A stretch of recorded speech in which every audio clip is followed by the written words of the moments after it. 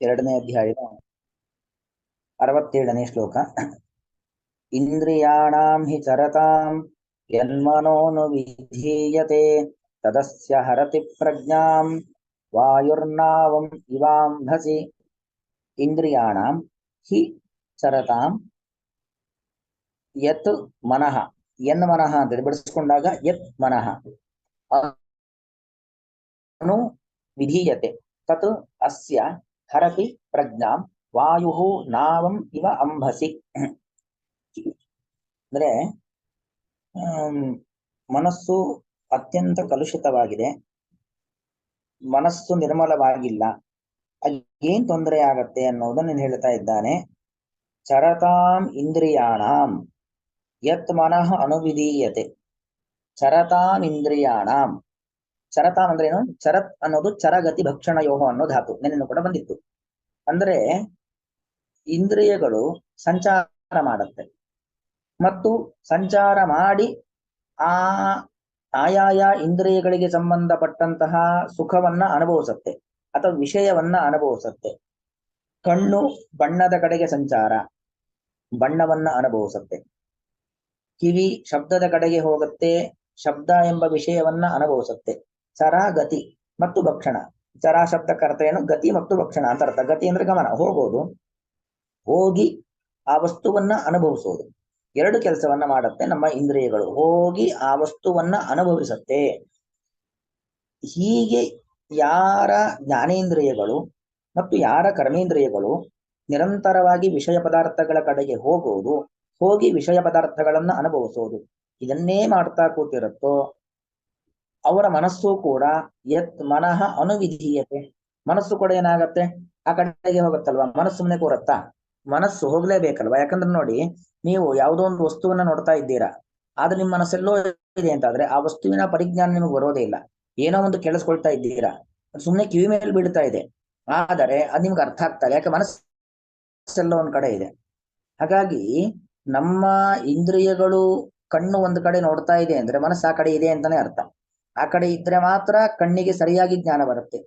ಕಿವಿಯಲ್ಲೋ ಒಂದ್ ಕಡೆ ಏನನ್ನೋ ಕೇಳಿಸ್ಕೊಳ್ತಿದೆ ಅಂದ್ರೆ ಮನಸ್ಸು ಆ ಕಿವಿ ಹೋದ ಕಡೆಗೆ ಹೋದ್ರೆ ಮಾತ್ರ ಆ ಶಬ್ದವನ್ನ ಗ್ರಹಣ ಮಾಡ್ಲಿಕ್ಕೆ ಸಾಧ್ಯ. ಏನೋ ತಿಂತಾ ಇದ್ದೀವಿ, ಅದರ ರುಚಿ ಯಾವಾಗ ಗೊತ್ತಾಗತ್ತೆ ಅಂದ್ರೆ ಗಮನ ಇಟ್ಟು ತಿಂದ್ರೆ. ಗಮನ ಇಟ್ಟು ತಿನ್ನೋದಂದ್ರೇನು? ಮನಸ್ಸನ್ನ ಇಟ್ಟು ನಾವು ತಿಂದ್ರೆ, ಮನಸ್ಸನ್ನ ಕೇಂದ್ರೀಕರಿಸಿ ತಿಂದ್ರೆ ಮಾತ್ರ ನಾವೇನ್ ತಿಂತಾ ಇದ್ದೀವಿ, ಅದ್ರ ರುಚಿ ಏನು ಅನ್ನೋದೆಲ್ಲ ಗೊತ್ತಾಗತ್ತೆ. ಹಾಗಾಗಿ ಯಾವುದೇ ಇಂದ್ರಿಯಗಳಿಂದ ವಿಷಯವನ್ನ ಅನುಭವಿಸ್ಬೇಕು ಅಂತ ಆದ್ರೆ ಮನಸ್ಸಿನ ಸಂಪರ್ಕ ಬೇಕು. ಮನಸ್ಸಿಗೂ ಇಂದ್ರಿಯಕ್ಕೂ ಒಂದು ಸಂಪರ್ಕ, ಒಂದು ಲಿಂಕ್ ಬೇಕು. ಇಲ್ಲದೆ ಹೋದ್ರೆ ನಮಗೆ ಆ ಜ್ಞಾನಗಳು ಯಾವುದು ಕೂಡ ಸರಿಯಾದ ಕ್ರಮದಲ್ಲಿ ಬರೋದಿಲ್ಲ. ಹಾಗಾಗಿ ಇಂದ್ರಿಯಗಳು ಯಾವ ಕಡೆ ಹೋಗುತ್ತೋ ಆ ಕಡೆಗೆಲ್ಲ ಮನಸ್ಸು ಏನ್ ಮಾಡತ್ತೆ? ಅನುವಿಧೀಯತೆ.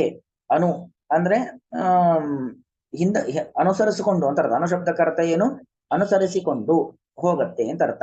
ಅಂದ್ರೆ ಮನಸ್ಸು ನಮ್ಮ ಜ್ಞಾನೇಂದ್ರಿಯಗಳು, ನಮ್ಮ ಕರ್ಮೇಂದ್ರಿಯಗಳು ಹೋಗುವ ಕಡೆಗೆ ಹೋಗುತ್ತದೆ ಅಂತ ಅರ್ಥ. ಬೆನ್ನು ಹತ್ತಿಕೊಂಡು ಹೋಗುತ್ತೆ. ಅನುವಿಧೀಯತೆ ಅದು ಅನು ಅಂದ್ರೆ ಅನುಸರಿಸುವಂತೆ. ವಿಧೀಯತೆ ಹಿ, ವಿಧೀಯತೆ ಹಿ ಅಂತ ಪ್ರತ್ಯೇಕ ಬಿಡಿಸ್ಕೊಳ್ಬೇಕು. ಅದು ರಾಯರ ಹಾಗೆ ವ್ಯಾಖ್ಯಾನವನ್ನು ಮಾಡ್ತಾರೆ ನಮ್ಮ ವ್ಯಾಖ್ಯಾನದಲ್ಲಿ. ಅನು ಅಂದ್ರೆ ಅನುಸರಿಸುವಂತೆ, ಮನಃ ವಿಧೀಯತೆ ಹಿ, ಮನಸ್ಸನ್ನ ಭಗವಂತ ಹಾಗೆ ಮಾಡಿದ್ದಾನಂತೆ. ಇಂದ್ರಿಯಗಳು ಯಾವ ಕಡೆ ಹೋಗುತ್ತೋ ನೀನ್ ಆ ಕಡೆಗೆ ಹೋಗು ಅಂತ ಮನಸ್ಸನ್ನ ಭಗವಂತ ಹಾಗೆ ಮಾಡಿಕೊಟ್ಟಿದ್ದಾನೆ. ಯಾಕಂದ್ರೆ ಸಾಧನೆ ಅನ್ನೋದು ಸುಲಭವಾಗಿ ಸಿಕ್ಕಿಬಿಟ್ರೆ ಅದು ಸಾಧನೆ ಅಂತ ಕರೆಸ್ಕೊಳ್ಳೋದಿಲ್ಲ. ಈಗ ಒಂದು ತರಗತಿಯಲ್ಲಿ ಇದ್ದಂತ ಎಲ್ಲಾ ವಿದ್ಯಾರ್ಥಿಗಳು 100ಕ್ಕೆ 100 ತೆಗೆದು ಬಿಟ್ರೆ ಆ ಪರೀಕ್ಷೆಗೆ ಬೆಲೆನೇ ಇರೋದಿಲ್ಲ ಅಲ್ವಾ.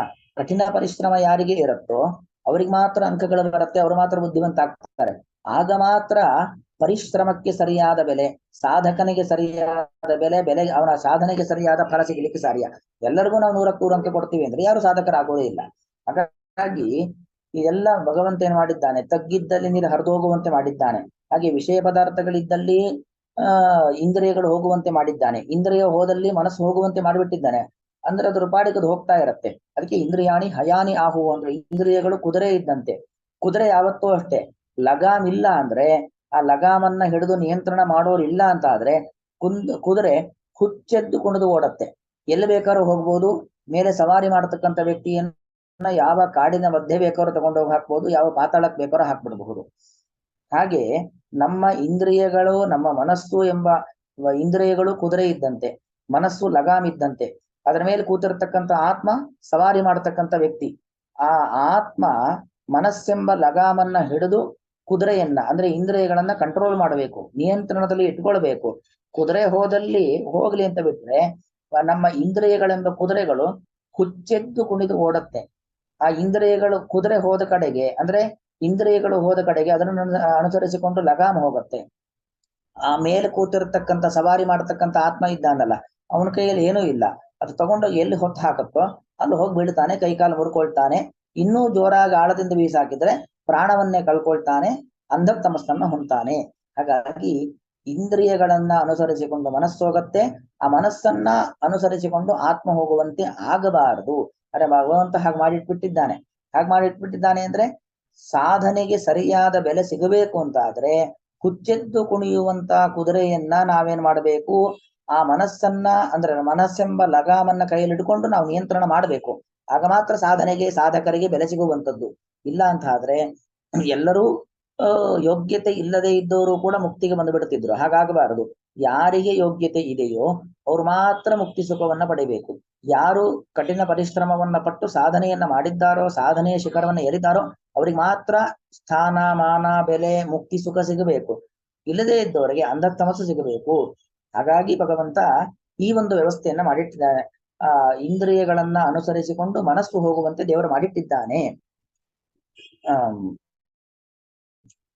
ಇಷ್ಟ ಆಯ್ತು. ಇನ್ನು ತದಸ್ಯ ಹರತಿ ಪ್ರಜ್ಞಾ ವಾಯುರ್ನಾಮ ವಿಮಾಂಬಸಿ, ಅದಕ್ಕೊಂದು ದೃಷ್ಟಾಂತವನ್ನ ಕೊಡ್ತಾ ಇದ್ದಾನೆ. ತತ್ ಆದ್ದರಿಂದಾಗಿ ಅಸ್ಯ ಅಸ್ಯ ಅಂತ ಹೇಳಿದ್ರೆ ಈ ಸಾಧಕ ಜೀವಿಯ ಪ್ರಜ್ಞಾ ಅಂದ್ರೆ ಜ್ಞಾನ, ಪ್ರಕೃಷ್ಟವಾದ ಜ್ಞಾನ.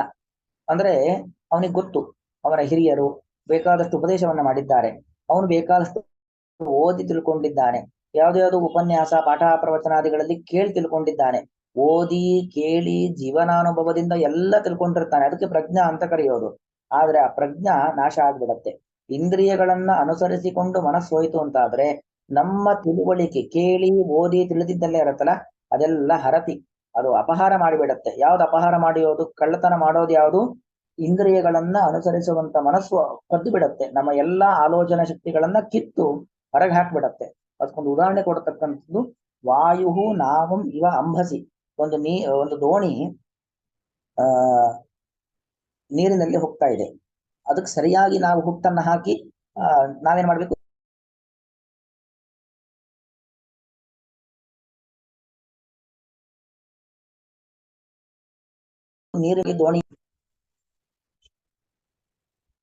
ನೀರಿನ ವಿರುದ್ಧವಾಗಿ ಆ ದೋಣಿಯನ್ನ ನಾವು ಸಾಗಿಸಿ ಗುರಿ ಮುಟ್ಟುವಂತೆ ಮಾಡಬೇಕು. ದೋಣಿ ಹೋದಲ್ಲಿ ನಾವು ಹೋಗ್ತೀವಿ ಅಂದ್ರೆ ಗಾಳಿ ಜೋರಾಗಿ ಬೀಸಿ ಎಲ್ಲಿ ಬೇಕಾದ್ರೂ ತಗೊಂಡು ಹೋಗ್ಬಿಡತ್ತೆ. ವಾಯು ನಾವಂ ಇವ ಅಂಬಸಿ. ಅಂಬಸಿ ಅಂದ್ರೆ ನೀರಿನಲ್ಲಿ ಇರುವಂತಹ ಆ ನಾವ ಅಂದ್ರೆ ಅರ್ಥ ಏನು? ದೋಣಿ, ನೌಕೆ ಅಂತ ಅರ್ಥ. ಅದಕ್ಕೆ ಅಂಬೀಗ ನಾನಿನ್ನ ನಂಬಿದೆ ಅಂತ ಹಾಡಿರುವಂತದ್ದು, ದಾಸರು ಹಾಡಿರುವಂತದ್ದು. ಅಂದ್ರೆ ಆ ಭಗವಂತ ನಮ್ಮನ್ನ ದಡ ಸೇರಿಸ್ತಾನೆ. ಭಗವಂತ ದಡ ಸೇರಿಸ್ತಾನೆ ಅಂತ ಸುಮ್ಮನೆ ಕೂತು ಬಿಟ್ರೆ ಆಗೋದಿಲ್ಲ. ನಾವು ಅಲ್ಲಿ ಕೂತು ಸರಿಯಾದ ಕ್ರಮದಲ್ಲಿ ಹುಟ್ಟು ಹಾಕಿದ್ರೆ, ಆ ಒಂದು ಕೋಲನ್ನ ಸರಿಯಾಗಿ ಹಾಕಿದ್ರೆ ಮಾತ್ರ ದೋಣಿ ಗುರಿ ಮುಟ್ಟತ್ತೆ. ದೇವರು ಮುಟ್ಟಿಸ್ತಾನೆ ಅಂತ ಸುಮ್ಮನೆ ಕೂತ್ರೆ ಆಗೋದಿಲ್ಲ. ಗಾಳಿ ಬಂದು ದಿಕ್ಕಾಪಾಲಾಗಬೇಕಾಗತ್ತೆ, ನೀರಿನಲ್ಲಿ ಮುಳುಗಬೇಕಾಗತ್ತೆ, ಯಾವುದೋ ಪಾತಾಳದಲ್ಲಿ ಹೋಗಿ ಬಿದ್ದು ಪ್ರಾಣವನ್ನು ಪಡ್ಕೊಳ್ಳಬೇಕಾಗತ್ತೆ. ಹಾಗಾಗಿ ಗಾಳಿಗೆ ಸಿಕ್ಕಿದಂತ ದೋಣಿ ಯಾವ ತರ ಅದು ದಿಕ್ಕಾಪಾಲಾಗತ್ತೋ, ಮುಳುಗು ಹೋಗುತ್ತೋ, ಆ ತರ ನಮ್ಮ ಪರಿಸ್ಥಿತಿ ಆಗತ್ತೆ. ಹಾಗಾಗಬಾರದು ಅಂದ್ರೆ ನಾವು ಧೈರ್ಯದಿಂದಾಗಿ ಏನ್ ಮಾಡಬೇಕು? ಆ ದೋಣಿಯನ್ನ ನಮಗೆ ಬೇಕಾದ ದಾರಿಯಲ್ಲಿ ಗುರಿ ಮುಟ್ಲಿಕ್ಕೆ ಬೇಕಾದ ಕ್ರಮದಲ್ಲಿ ಹುಟ್ಟನ್ನ ಹಾಕಿ ನಾವು ಹೇಗೆ ಓಡಿಸ್ಕೊಂಡು ಹೋಗ್ತೀವೋ ಹಾಗೆ ಈ ನಮ್ಮ ದೇಹವೆಂಬ ದೋಣಿಯನ್ನ ನಾವು ಸಾಧನಾ ಮಾರ್ಗದಲ್ಲಿ ಕರೆದುಕೊಂಡು ಹೋಗ್ಬೇಕು, ಸಾತ್ವಿಕ ಮಾರ್ಗದಲ್ಲಿ ಕರೆದುಕೊಂಡು ಹೋಗ್ಬೇಕು. ಅದು ಹೋಗ್ಬೇಕು ಅಂತ ಆದ್ರೆ ನಮ್ಮ ಆಲೋಚನಾ ಶಕ್ತಿ ಮತ್ತು ನಮ್ಮ ಆತ್ಮನದ ಕೈಯಲ್ಲಿ ಮನಸ್ಸನ್ನಿಟ್ಟುಕೊಂಡ್ಬೇಕು. ಆ ಮನಸ್ಸಿನ ನಿಯಂತ್ರಣದಲ್ಲಿ ಇಂದ್ರಿಯಗಳಿರಬೇಕು. ಹೊರತು ಇಂದ್ರಿಯಗಳು ಹೋದಲ್ಲಿ ಮನಸ್ಸು ಹೋಗ್ಲಿ, ಇಂದ್ರಿಯ ಮತ್ತು ಮನಸ್ಸು ಹೋದಲ್ಲಿ ನಾನು ಹೋಗ್ತೀನಿ ಅಂತ ಕುತ್ಕೊಂಡ್ರೆ ಅಂಧತಮಸ್ಸಿಗೆ ಹೋಗಿ ಬೀಳ್ಬೇಕಾಗತ್ತೆ ಅನ್ನೋದು ಇದರ ಒಟ್ಟು ಶ್ಲೋಕದ ಅಭಿಪ್ರಾಯ. ಎತ್ ಯಾವ ಕಾರಣದಿಂದಾಗಿ ಮನಸ್ಸು ಸರತಾಂ ಚಂಚಲವಾದ ಅಥವಾ ವಿಷಯಕ ಪದಾರ್ಥಗಳ ಕಡೆಗೆ ಹೋಗಿ ಅನುಭವಿಸುವಂತಹ, ವಿಷಯ ಪದಾರ್ಥಗಳನ್ನು ಅನುಭವಿಸುವಂತಹ ಇಂದ್ರಿಯಗಳನ್ನು ಅಥವಾ ಇಂದ್ರಿಯಗಳ ಅನುಸರಿಸಿಕೊಂಡು ಮನಃ ವಿಧೀಯತೆ ಹಿ ಮನಸ್ಸು ಹೋಗುವಂತೆ ಭಗವಂತನಿಂದ ಮಾಡಲ್ಪಟ್ಟಿದೆಯೋ ತತ್ ಆ ಕಾರಣದಿಂದ ಆ ಮನಸ್ಸನ್ನು ಅಸ್ಯ ಈ ಮನುಷ್ಯನ ತತ್ತ ಮನಸ್ಸು ತತ್ ಅಸ್ಯ ಈ ಸಾಧಕನ ಪ್ರಜ್ಞಾ ಭಗವಂತನ ಬಗೆಗಿನ ತಿಳುವನ್ನು ನಮ್ಮ ಆ ಓದಿ ಕೇಳಿ ತಿಳಿದಂತ ಜ್ಞಾನವನ್ನು ಹರತಿ ನಾಶ ಮಾಡಿಬಿಡುತ್ತದೆ. ಅಂದ್ರೆ ಇಂದ್ರಿಯಗಳನ್ನ ಅನುಸರಿಸಿಕೊಂಡು ಹೋಗುವಂತ ಮನಸ್ಸು ನಮ್ಮ ಪ್ರಜ್ಞೆಯನ್ನ ನಮ್ಮ ಆಲೋಚನಾ ಶಕ್ತಿಯನ್ನ ನಾಶ ಮಾಡಿಬಿಡುತ್ತದೆ. ಅದು ಕೊಟ್ಟ ಉದಾಹರಣೆ ವಾಯು ಬಿರುಗಾಳಿಯು ಅಂಬಸಿ ನೀರಿನಲ್ಲಿ ಇರುವ ನಾವಂ ಇವ ದೋಣಿಯನ್ನು ಹೇಗೋ ಹಾಗೆ. ಹಾಗಾಗಿ ನಾವು ಬಿರುಗಾಳಿಗೆ ಸಿಕ್ಕಿ ನಾವು ಮುಳುಗಬಾರದು ಅಂತಾದ್ರೆ ಆ ನಮ್ಮ ಮನಸ್ಸನ್ನ ನಿಯಂತ್ರಣದಲ್ಲಿ ಇಟ್ಟುಕೊಳ್ಳಬೇಕಾದದ್ದು ಬಹಳಷ್ಟು ಅನಿವಾರ್ಯವಾದದ್ದು ಅನ್ನೋದು ಇದರ ಅಭಿಪ್ರಾಯ.